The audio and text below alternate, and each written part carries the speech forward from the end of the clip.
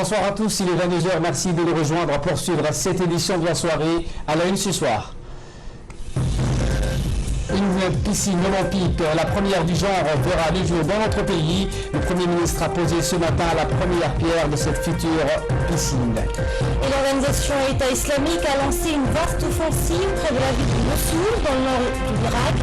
300 djihadistes sont engagés dans cette opération, la plus importante depuis plusieurs mois. Élément de réponse dans ce journal. Voilà pour le sommaire, merci de nous accueillir chez vous. Une piscine, après des années d'attente, une piscine olympique verra le jour dans notre pays et c'est le Premier ministre et le secrétaire d'État à la jeunesse et au sport qui ont posé la première pierre de cette future piscine olympique. C'était ce matin derrière le stade El-Hajj Hassan Bled Abtidon. Ce projet de piscine olympique entièrement financé par le Fonds Kaoutia et son inauguration est programmé au premier semestre 2016.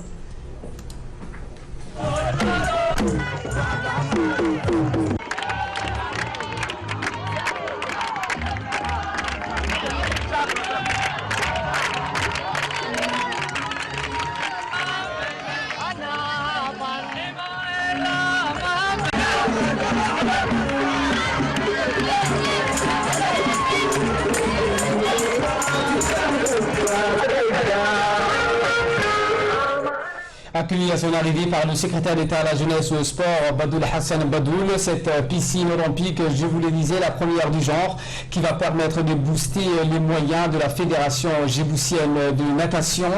Dans une brève allocution, le chargé d'affaires de l'ambassade koweïtien, Adel Al-Karami, a affirmé que ce projet reflète la bonne coopération qui existe entre Djibouti et le Koweït, surtout dans le domaine du développement du sport.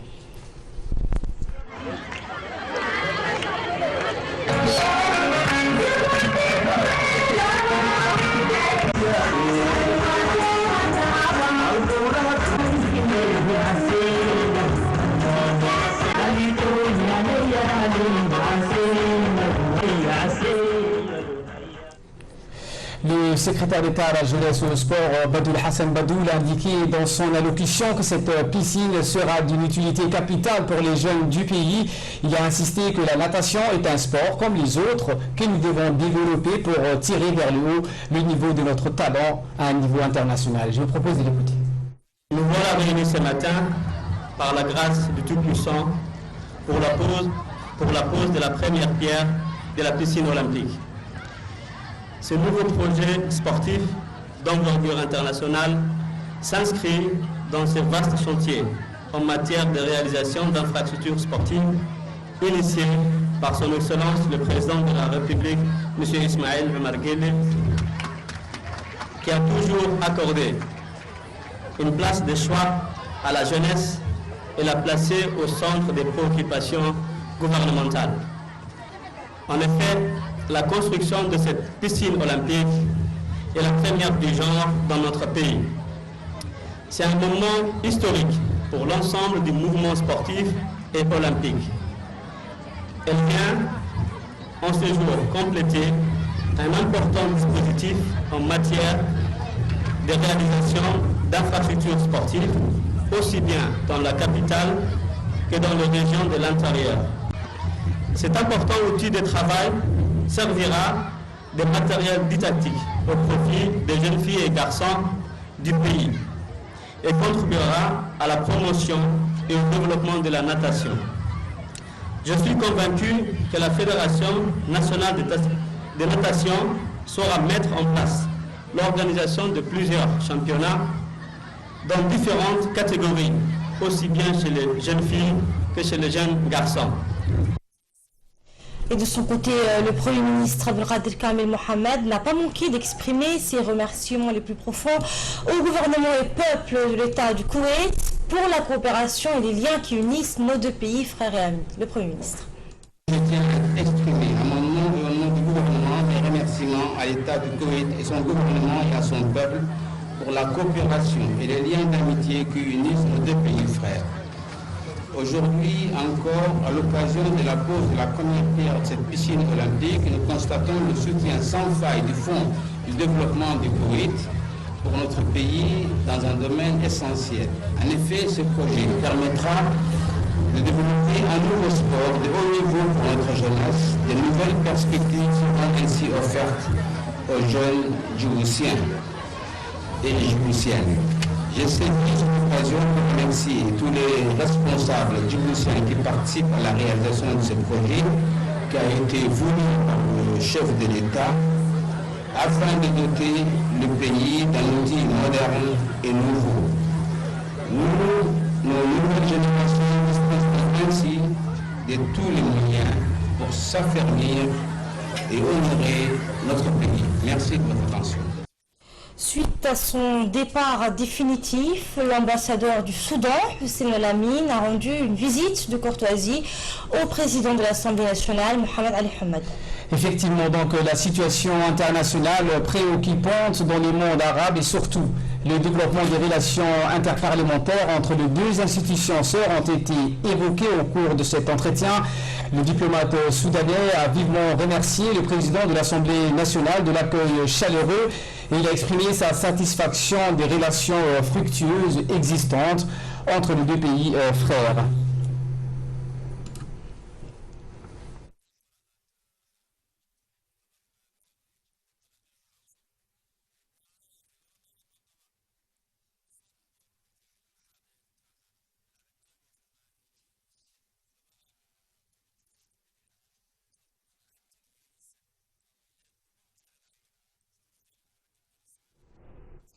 Sous la présidence du député Charmarké Moussa Haré, les membres de la commission des finances se sont réunis ce matin dans la salle de commission de l'Assemblée nationale pour examiner le projet de loi de règlement de l'exercice 2016.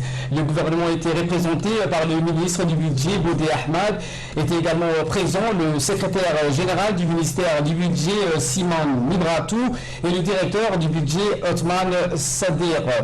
Et suite aux assises nationales de la fiscalité qui ont eu lieu du 13 au 15 juin 2015, il en est sorti une série de mesures de réforme fiscale que le gouvernement s'est engagé à adopter et à mettre en œuvre selon un calendrier étalé sur 3 ans, de 2016 à 2019. Certaines des mesures ont une portée sur la pression fiscale et d'autres portent sur une amélioration de l'environnement fiscal à Djibouti.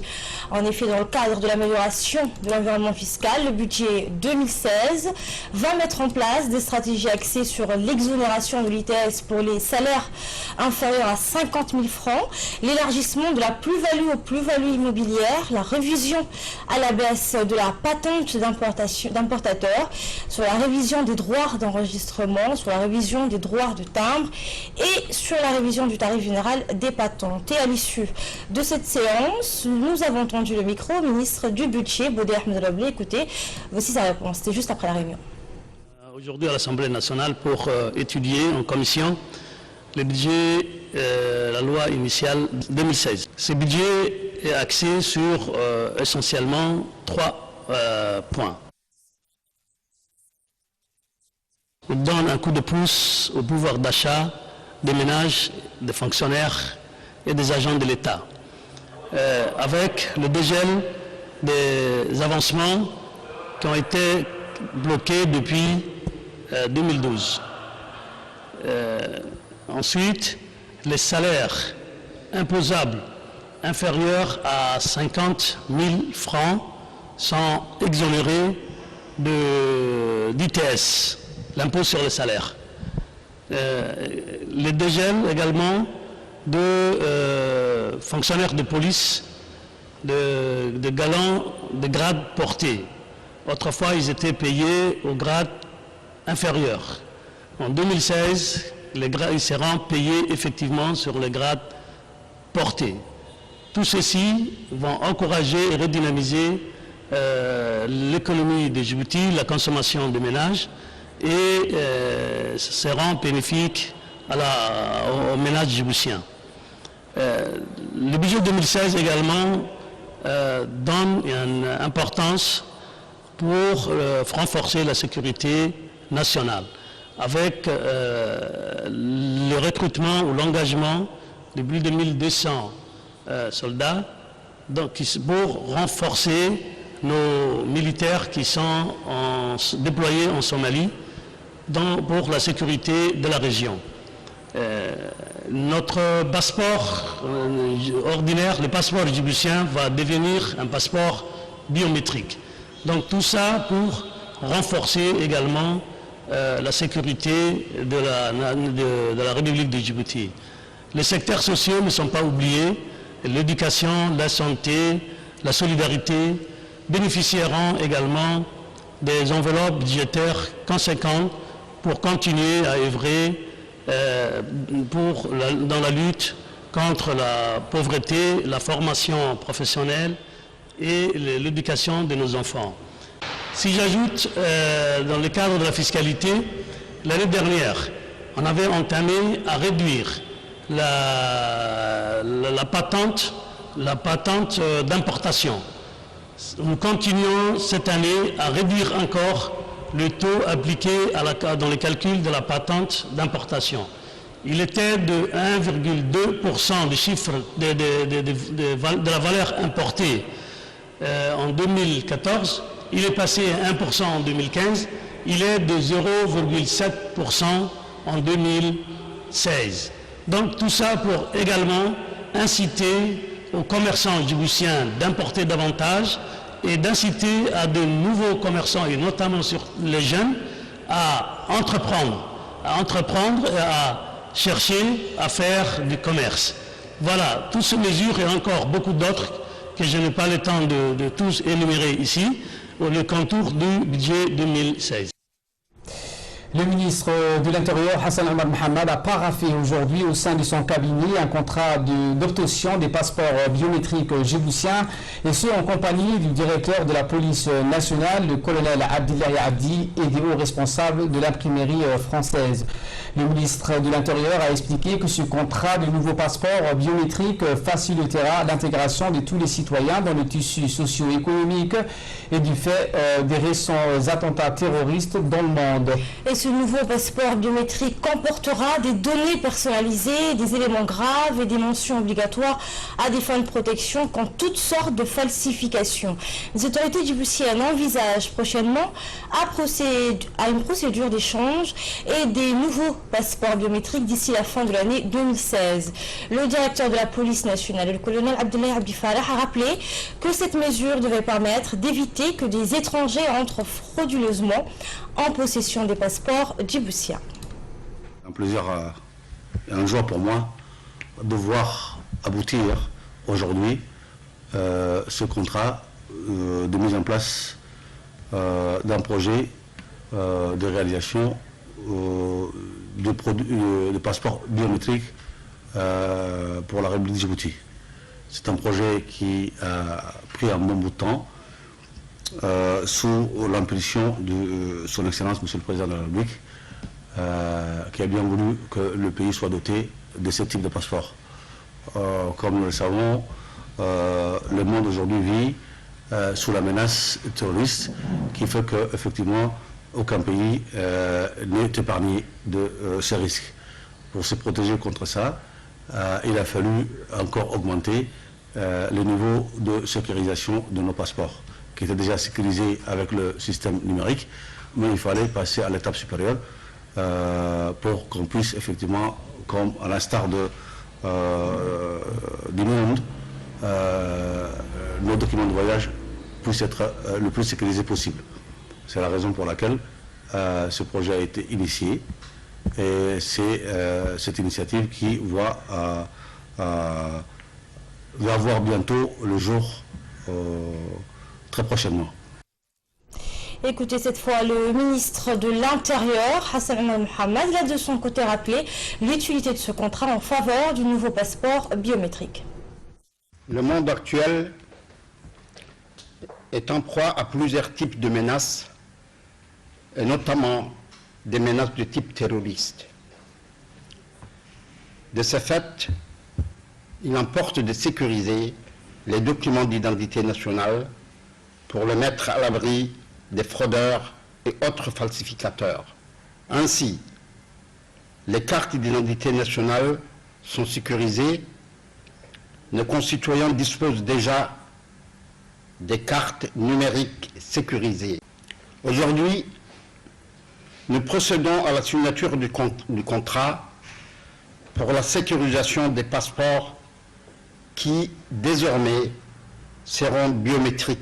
Ce projet, qui coûte au gouvernement djiboutien 7 688 610 €, soit 1 537 722 francs djibouti, est très important. Il y a quelques mois de cela, Son Excellence, le Président de la République, m'a donné des instructions fermes pour doter la République de Djibouti d'un passeport biométrique. Nous voilà aujourd'hui avec l'imprimerie nationale française pour la signature de ce contrat-là. Donc, pour la République de Djibouti, le passeport biométrique est désormais un projet en cours de réalisation. D'ici novembre, Inch'Allah, nous pensons que nos concitoyens auront à leur disposition des passeports biométriques. L'actualité de ce 22h, c'est aussi cette réunion entre les ministres des Affaires musulmanes, de la Culture et des Biens Waqf, Aden Hassan Aden, et les ulémas du pays, ainsi que les imams des mosquées de l'ensemble du territoire national. Ça se passait au Palais du Peuple ce matin. La réunion a vu la participation des hauts responsables du ministère des Affaires musulmanes, dont le secrétaire général du ministère et le directeur des Affaires musulmanes. Les discussions ont essentiellement porté entre le ministre et les ulama sur les préparatifs du Mawlid al-Nabi, ainsi qu'une grande cérémonie pour la commémoration de cet événement annuel est prévue le mardi prochain à la Corniche. Le ministre a, au cours de cette réunion, exhorté les imams de bien organiser les préparatifs de cet événement dans leurs quartiers respectifs. Le directeur des Affaires musulmanes a pour sa part affirmé le rôle des ulama et des imams des mosquées. Ils ont pour mission, a-t-il dit, d'orienter la population vers le droit chemin. Santé cette fois avec cette visite d'inspection, celle du ministre de la Santé, le Dr Kassim Sarasman, à l'hôpital régional d'Ali Sabié pour voir l'état d'avancement des travaux d'installation et d'équipement de l'hôpital avant son inauguration. En compagnie du préfet de la région, Mohamed Abdel Assoué, le président du conseil régional, Omar Ahmed Ouaes, le député de la région, Abdi Khaled Bouh, ainsi que M. Jam El Miyabe, le nouveau directeur de l'hôpital régional d'Ali Sabié. Le ministre a en premier lieu visité les locaux de l'hôpital. Effectivement, aujourd'hui, donc les structures de l'hôpital est enfin prête. Il reste quelques finitions, l'installation des équipements du bâtiment en matériel et les appareils médicaux. En termes d'équipements et de matériel sont en cours d'installation. Rappelons que l'hôpital régional a une capacité de 103 lits dotés d'infrastructures et d'équipements médicaux modernes. En outre, la médecine générale, l'hôpital abritera des services spécialisés comme la chirurgie, la gynéco-obstétrique et la néonatologie. Il possédera ainsi un service d'anesthésie et 8 box de réanimation. Également, l'hôpital va permettre à la population de cette région et ceux du sud aussi afin d'éviter donc les déplacements coûteux vers la capitale et recevoir sur place des soins de qualité. À travers ce projet se reflète la politique du gouvernement de mettre toute l'action sur le développement du secteur de la santé et dans une optique de proximité régionale pour permettre ainsi à la population d'accéder facilement à des soins nécessaires et complets. Et au terme donc de sa visite, le ministre de la Santé s'est entretenu avec les ECAL et chefs coutumiers de la ville Assad Diop à la résidence du préfet de la région. Toujours en compagnie du préfet de la région, le président du conseil régional, le député de la région ainsi que le nouveau directeur de l'hôpital régional, Jama Elmi Yabi. Et la séance de travail a permis au préfet de la région de dresser un bilan des réalisations sanitaires dans la région d'Ali Sabié. De ce fait, il a reconnu que la santé de ses administrés s'est sensiblement améliorée ces dernières années. Par la suite, le préfet de la région a présenté au chef coutumier et local la nomination du nouveau directeur de l'hôpital régional, Jama El Miyabe, qui est natif de la région Assad Diop. Éducation, le ministre de l'Éducation nationale et de la formation professionnelle, Dr Jama Imel, qui a organisé ce week-end une sortie en mer aux îles Moucha à son personnel enseignant de la capitale. C'est au total plus de 350 enseignants issus des différents établissements fondamentaux et du primaire et du secondaire qui ont préparé cette sortie aux îles Moucha. L'objectif étant de motiver ces enseignants, mais aussi de permettre un moment de détente et de convivialité dans un de ces endroits le plus touristique de notre pays. Des hauts responsables du MENFOP ont également préparé à cette sortie. Et au milieu des matchs, sur les images, vous les voyez, baignades, des balades en mer et des courses qui ont plus en plus d'un et ont permis aux différents corps de l'éducation, qu'ils soient du primaire, du collège ou du lycée, de l'enseignement général ou professionnel, de passer des bons moments ensemble, dans des détentes, dans les plages turquoises des îles Moucha, après la prière rituelle du vendredi et le déjeuner. Le clou du spectacle a été le tombola organisé dans l'après-midi et qui a vu la participation de tous les enseignants. Plusieurs enseignants ont gagné des prix comme des ordinateurs, des splits, des ordinateurs portables et un heureux gagnant a eu une voiture. C'est dans une ambiance donc détendue que cette sortie a pris fin en fin de journée, un moment qui a permis à tous les participants de mieux se connaître et partager dans un contexte hors de l'école une autre façon de renforcer la cohésion et l'esprit d'équipe de la famille éducative. 14. Je viens d'avoir le lot de le tombola qui a été organisé par la visite organisée sur l'île Moucha. J'ai reçu le lot de voitures. Je suis vraiment content et je remercie aussi le ministre de l'Éducation d'avoir organisé cette sortie. Et j'espère dans l'avenir d'autres visites se feront, Inch'Allah, avec les corps d'enseignants, Inch'Allah. En cette cinquième journée de la semaine de l'assurance maladie universelle, nous faisons le point ce soir sur le partenariat de la CNSS avec l'hôpital Al-Rahma afin que les assurés soient pris en charge pour les prestations d'hospitalisation ou de chirurgie.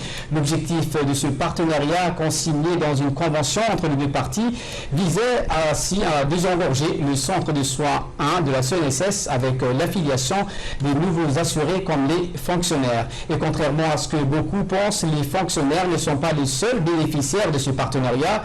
Des conventionnés ou travailleurs indépendants sont pris également en charge dans cette structure, mais à condition d'être référés par les médecins de la CNSS. C'est ce que vous allez découvrir dans ce reportage préparé par Choukri Ali, Awal Gildoun, Abdou Aden et commenté par Megat Fouad. À l'accueil de l'hôpital d'Al-Rahma, la CNSS a un guichet pour accueillir les bénéficiaires de l'assurance maladie qui sont référés pour des prestations chirurgicales ou hospitalières entre autres. Les assurés ne payent rien. C'est la CNSS qui rembourse les frais de prestation de soins dispensés à Al-Rahma en faveur des assurés. Les fonctionnaires qui, avec l'assurance maladie universelle, bénéficient pour la première fois d'une couverture médicale, se soignent directement à Al-Rahma avec leur carte AMU, afin de désencortiger le centre de soins 1 de la CNSS. Les conventionnés travailleurs indépendants peuvent également bénéficier de soins à Rahma à condition qu'un médecin de la CNSS envoie le patient vers Rahma, explique le gestionnaire du complexe hospitalier.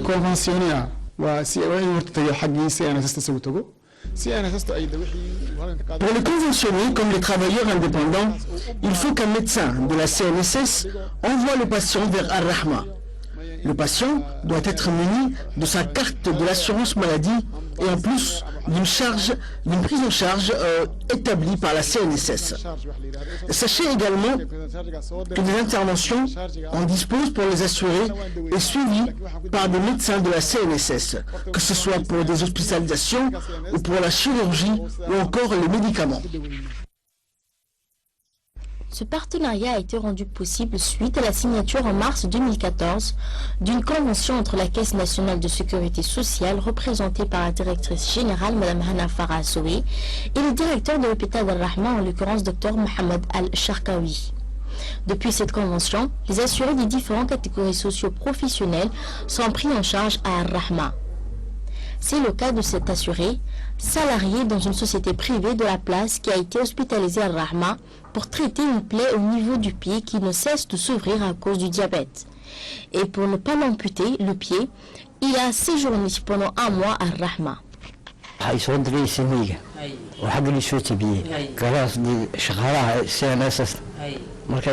Ce sont les médecins du centre de soins de la CNSS qui m'ont envoyé à Al-Rahma.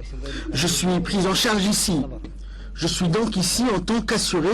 Cela fait maintenant 1 mois que je suis hospitalisé. On m'avait dit qu'on allait m'amputer le pied, mais les médecins de la CNSS ont décidé de me traiter ici avant l'amputation.